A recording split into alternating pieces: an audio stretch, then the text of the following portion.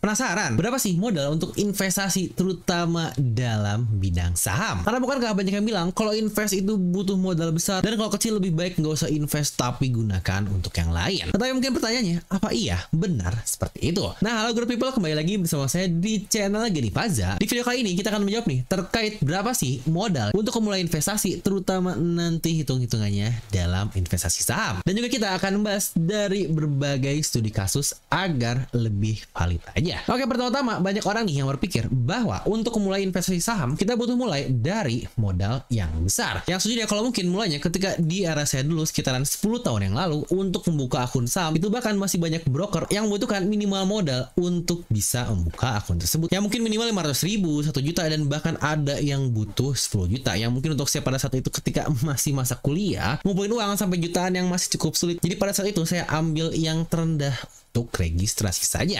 Tetapi enaknya untuk saat ini sudah banyak banget nih platform-platform atau bahkan broker yang buat kita untuk registrasi atau membuat akun dengan gratis. Yang ini sebenarnya sangat-sangat enak banget. Tetapi walaupun gratis untuk buka akun ya tetap saja ketika untuk membeli saham kita membutuhkan modal, dan di sini akan coba kita hitung bagaimana penghitungan untuk membeli satu saham dan butuh modal berapa agar dapat terbeli saham tersebut. Nah, di mana di Indonesia sendiri di BI atau mungkin Bursa Efek Indonesia mereka memiliki aturan dalam membeli saham, yaitu harus satu lot, dan satu lotnya sendiri di sini sekarang adalah 100 lembar.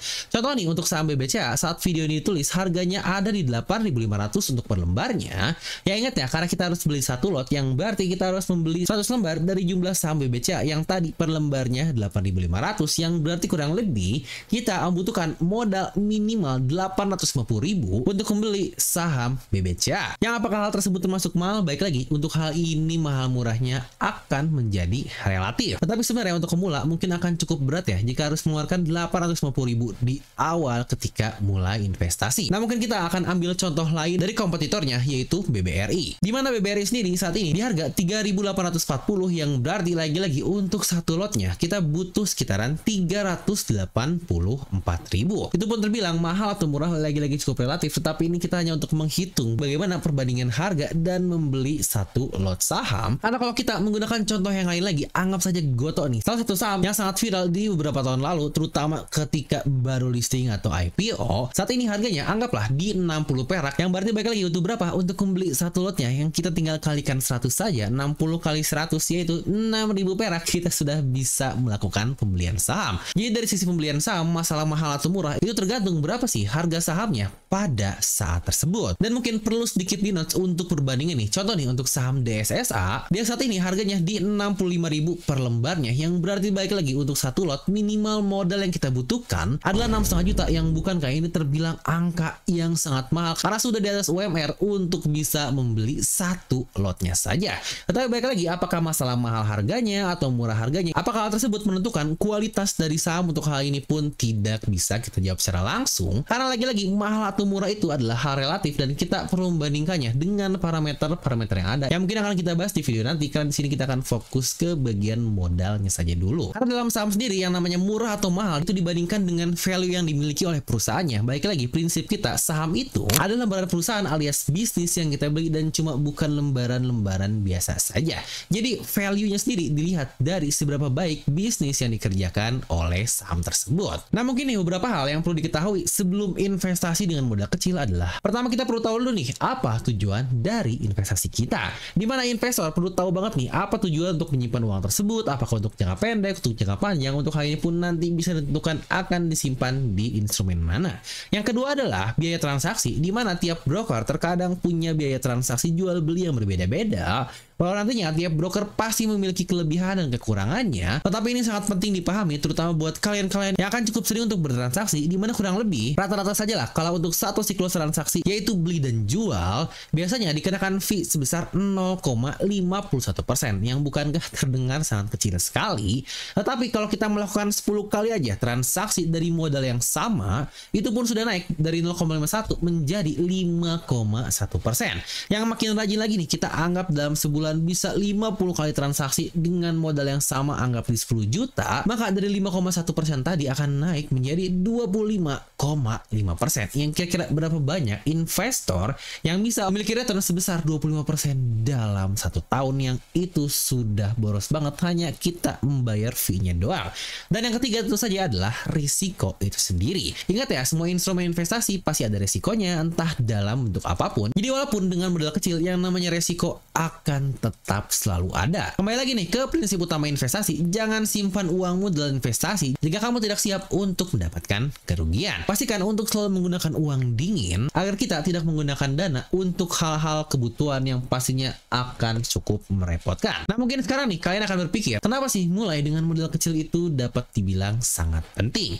Ya mungkin untuk memula, modal-modal kecil sangat penting biar kita awalnya bisa merasa-rasa dulu nih bagaimana uang kita disimpan dalam instrumen investasi. Kita bisa merasakan fluktuasi harga, gimana cara kerja pasar, yang entah nantinya uang akan diinvestasikan ke reksadana dulu atau langsung saham pun itu tidak bermasalah. Karena pasti awal-awal untuk para investor ketika kita menyetor uang ke broker, kita akan cukup rajin untuk mengecek modal kita, berapa nih modal kita sekarang, apakah sudah naik atau turun. Ketika naik kita akan sangat senang sekali walaupun cuma sedikit, tetapi ketika turun mungkin akan langsung kepikiran. Hal ini sangat-sangat wajar sekali karena tentu saja saya pun dulu 10 tahun lalu benar-benar merasakan hal tersebut, di mana ngecek aplikasi tiap hari untuk melihat kenaikan modal yang modalnya pun sangat kecil sekali, cuma mungkin 200-300 ribu doang. Dan untuk sekarang sendiri saya pun hanya mengecek saham sekitar sebulan sekali, dan mungkin untuk maintenance itu hanya 3 bulan sekali, yang berarti ini benar-benar saya loss karena saya sudah tahu dan bisa menghitung value dari masing-masing saham yang saya pegang. Lalu mungkin pertanyaannya adalah untuk prosesnya seperti apa? Dimana sebenarnya dalam investasi sendiri ada sebuah strategi yang disebut sebagai strategi DCA atau dollar cost averaging, dimana DCA sendiri adalah lawannya dari lump sum, dan untuk DCA ini kita menyicil modal kita dalam beberapa interval.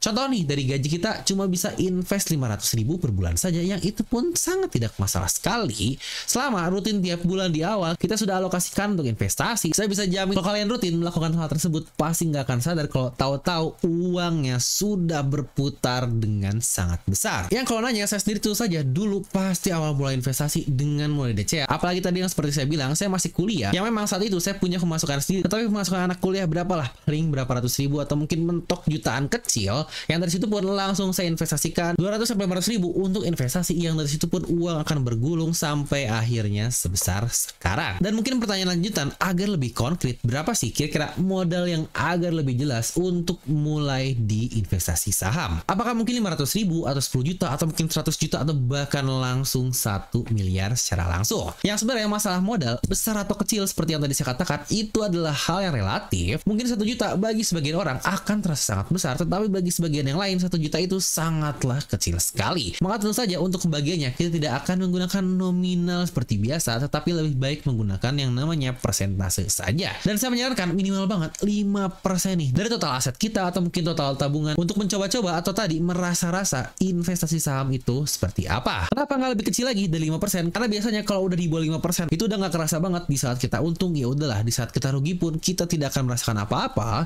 yang akhirnya malah nggak jadi pembelajaran buat diri kita, yang kesannya malah sia-sia. Jadi yang saya inginkan jangan sampai merasa seperti itu. Makanya 5% sepertinya angka yang cukup ideal biar kita bisa merasa kehilangan uang atau mungkin mendapatkan pembelajaran dari yang kita investkan tersebut. Contoh nih, tabungan kita saat ini ada 10 juta dan kita udah mulai aware banget dengan yang namanya investasi dan akhirnya mau mulai mencoba untuk mulai invest. Maka 5% dari 10 juta adalah 500 ribu yang minimal banget untuk kita coba mulai melakukan invest tersebut. Ya walau memang bahasan utama kita di channel ini adalah saham, tetapi anggap jika kita ingin menginvestasikannya kepada reksadana itu pun masih sangat-sangat baik sekali karena setidaknya kita mencoba untuk menginvestasikan uangnya. Dan untuk reksadana sendiri pun konsepnya cukup berbeda ya. Dengan 500 ribu kita bisa langsung memasukkan semua uangnya 500 ribu tanpa adanya syarat-syarat tertentu harus di angka berapa. Nah kalau saham sendiri seperti yang barusan kita coba hitung-hitung, yang contoh nih tadi di BBRI di 3.840 dan satu lotnya sebesar 384.000, maka kita tentu saja tidak bisa untuk membeli 2 lot kan, karena untuk satu lot saja sudah mepet di 500.000 dengan modal yang kita punya, yang berarti kita cuma bisa membeli 1 lot dan kita masih memiliki sisa sebesar 116.000, yang untuk ini pun kalau budget kita ketat hanya harus 500.000 toh nggak apa banget nih kalau kita menginvestasikan dan hanya membeli 1 lot saja, di mana sisa 116.000-nya ya udah kita simpan saja di rekening RDN atau mungkin di rekening investasi kita dalam broker tersebut, yang udahlah biar mengendap dulu saja karena nanti kan kita bakal rutin DCA untuk setor terus uang kita ke rekening investasi tersebut. Yang pastinya nanti ketika kita rutin untuk menyetor uang kita ke dalam investasi, maka yang awalnya kita bisa membeli satu lot dan tersisa 116.000, maka nanti akan tersisa terus dari pembelian selanjutnya, dan akhirnya kita bisa membeli 2 lot ketika uang atau cashnya sudah mencukupi. Intinya dalam investasi, semakin cepat kita mulai, semakin cepat juga kita akan mendapatkan hasilnya. Yang sebenarnya untuk saya pribadi, setelah mungkin kurang dari 10 tahun saya melakukan investasi, itu benar-benar sudah kerasa banget hasil uang yang menggulung. Dan saya pun membayangkan orang-orang yang sudah investasi lebih dari 10 tahun atau mungkin 20 tahun, 30 tahun, wah itu mereka pasti sudah tinggal ongkang kaki saja. Ya mungkin kalau kita simpulkan berapa sih modal minimal untuk melakukan investasi, maka saya dapat bilang kalau modal minimalnya adalah 5% dari total tabungan atau aset modal yang kita miliki. Intinya selama kita rutin, nanti juga kita bakal dapat pengalaman dari investasi tersebut, yang kalau nggak mulai-mulai gimana coba kita bakal dapat pengalaman dan pembelajaran, toh kita aja masih belum pernah atau belum mau untuk mencoba. Nggak perlu khawatir juga terkait modal besar, karena yang penting itu adalah bagian strategi dan juga konsistensi, dimana modal besar kalau nggak paham strategi dan nggak konsisten, nanti pastinya malah minus, kan akhirnya bakal percuma juga. Dan kalau kalian udah mulai investasi dan mau pelajari tentang saham lebih lanjut, kalian boleh banget untuk baca-baca yang ada di deskripsi video. Dan seperti biasa, like aja video yang kalian suka, dislike kalau suka, jangan lupa untuk subscribe dan juga share ke teman kalian. Gue Gani Faza, and I'll see you guys in the next video.